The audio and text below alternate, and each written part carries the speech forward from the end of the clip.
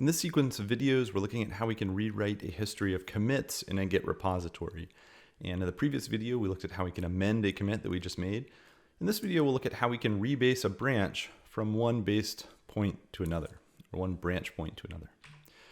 As with before, the general warning applies here that you never want to change a shared history in a Git repository. So with Git rebasing, that means you never want to rebase a branch that you've shared with someone else previously, unless you're very, very careful and know exactly what you're doing.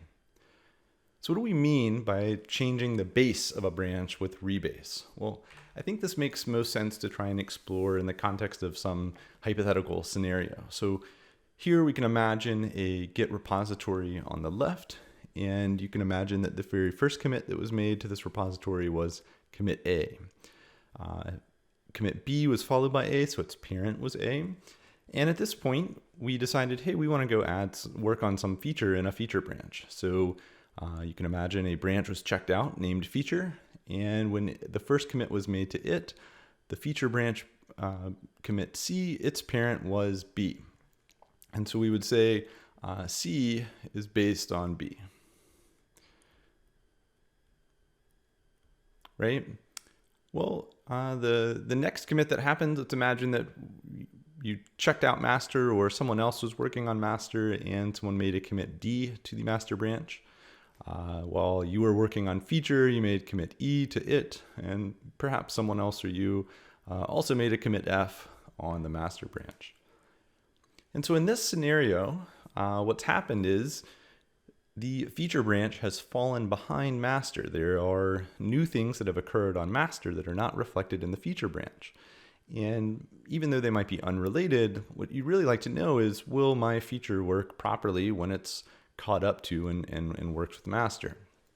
And so there's sort of two options that you have at this point. The first one you already know about, which is you could imagine actually creating a merge commit on your feature branch that merges master into feature. But really this commit is sort of an accident of sort of the timing between two different stages of your repository's history, right? You didn't really mean to merge master in. You really just wanted feature to look as though it was developed on the latest version of master. And so that's what we're going to look at how we can do. We can actually achieve that with the ability to rebase one branch at a different point on another.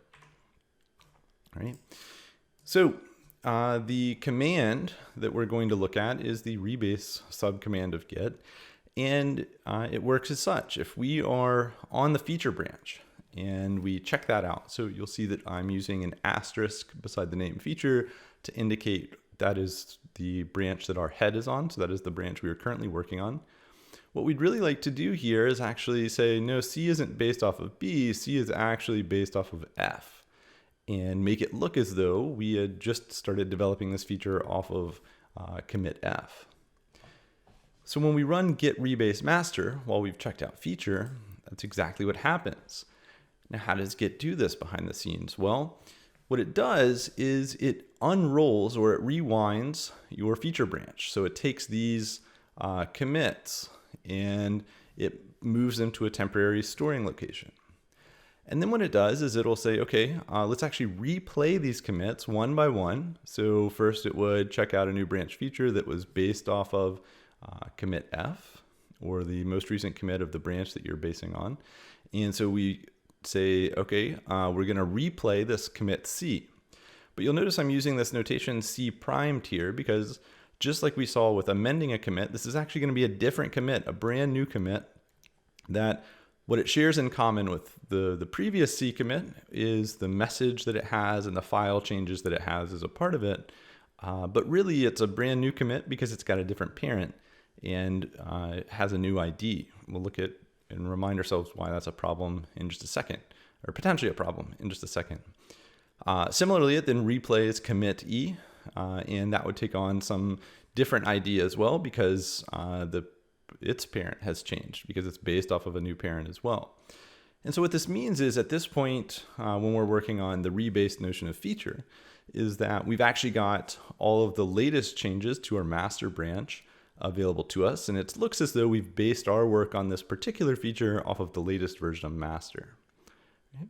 Now, in the event that there were merge conflicts when you did this rebasing, which is entirely possible, you would need to resolve those conflicts, and the git command will will talk you through that process using some helpful instructions when you check git status.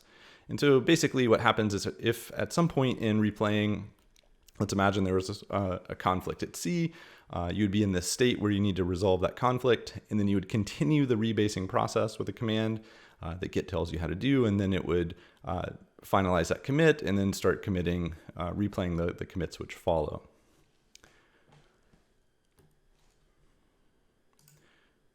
Once again, because these commits have different parents, that's why it's dangerous to potentially try and rebase a branch that's already been shared with others.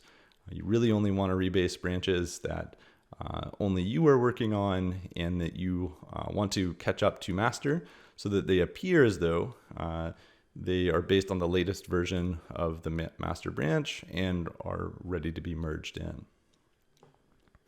So let's take a look at an example of this in our repository. So that exact same scenario, or one very close to it, can be shown with a Git repository I've set up. So I've established a demo repository, and if we look at the one-line graph all log, what we'll see here is we've got a sequence of commits. So our initial commit is 07 OE7, and from there we had branched off on a feature branch with commit B7C, and another one that is our new feature, that is where our new feature branch currently is, whose ID is DCE. And then the master branch has two commits on it as well. So its next commit was D5F, and its next commit was OD2. All right, and so you can kind of trace that out. That's what this is telling you. So here's one branch, that's your master branch, and here's the other. And what we're really hoping to do here is rebase our new feature branch onto master, so that it appears as if these two commits are based off of the latest version of the master branch. So in order to do that, we need to first check out the new feature branch. So and if we wanted to just give a quick preview of what we're working with, there's only one file in this sort of demo project.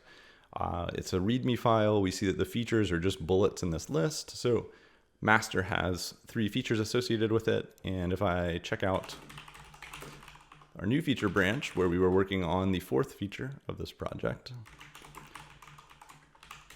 you would see that the first 3 features are not what they were when we saw previously in master. The first feature is great. The first feature is fantastic. So we had made improvements in the master branch to those 2 features. But in this current branch that we're on, the new feature branch, we see that the 4th feature is awesome. And so what we'd like to do is rebase this branch onto master. And once again, the command for that is git rebase. And then what is the branch that you're trying to move this current branch's base onto? And that is the master branch. So you see that it is first rewinding the head of the current branch to replay our work on top of it. And it goes back to the first commit of the 4th feature and applies it. And then it goes to the improvement of the 4th feature. And remember, those are the 2 we saw from the initial commit. We checked out a branch named new feature and made that first commit and the second commit to our 4th feature. And now, if I were to look at the log one more time of this history, we would see that, oh yeah, now it's as if the first commit to the 4th feature was directly preceded by where master was at. And so we do have 2 branches here. They appear as one history at this point, but really what's happening is, and they are, but what's happening is we've got a master branch, which is currently at the 3rd commit here. And we've got 2 more commits made along this new feature branch, which are not yet merged into master. One last thing we can convince ourselves of is that these commits actually did change. So if we look at improvement to fourth feature, this was in the rebased branch, we can see that its ID is 12EC. And if we looked at that same commit, we would see that it has a different ID. And so again, when we go through this process, when Git goes through the process of rewinding those commits and then replaying them back, the parent IDs change because we're changing the parent of this first commit to be the last commit to the master branch and then replaying the next on that. So along the way, every commit of this branch would have a new ID that would be different from what it was previously. And just to convince ourselves that our feature branch is now actually based off of master and has the latest changes to it, we can look at the README file once more. And we see that those first three features, the two that were changed and improved in the master branch, are demonstrated. We're now basing our new feature off of it. And the progress we've made on our feature number 4, is there as well. This ability to catch a branch up with the latest version of some other branch is super handy if you were working on a feature a number of weeks ago, you wound up getting distracted and working on some other part of your project. Your project's progressed, but you're ready to come back and start working with that feature. Well, you probably really want to base it off of the latest version of where your project's at rather than where it was some number of weeks ago. And Git Rebase makes that very possible in this way.